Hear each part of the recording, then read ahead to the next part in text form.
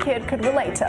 So, who were you on Scooby-Doo? Well, during an unfortunate 2-year period in high school, I think it was like Shaggy, if you know what I mean.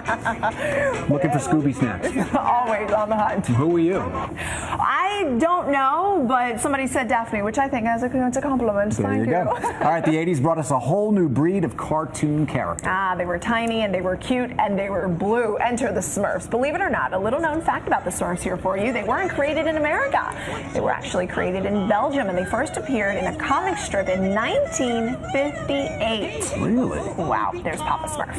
And rounding out our top throwback cartoons, a lovable group of babies wise beyond their years. The 1990s bringing us the Rugrats, Tommy Pickles, Chucky Finster, those adorable twins, Phil and Lil DeVille. Who could we ever forget that scheming little girl, Angelica? Little known fact about the Rugrats, they have their own star on the Hollywood Walk of Fame. Do they now? They do indeed. I do remember the Rugrats pretty well. The 1990s I was in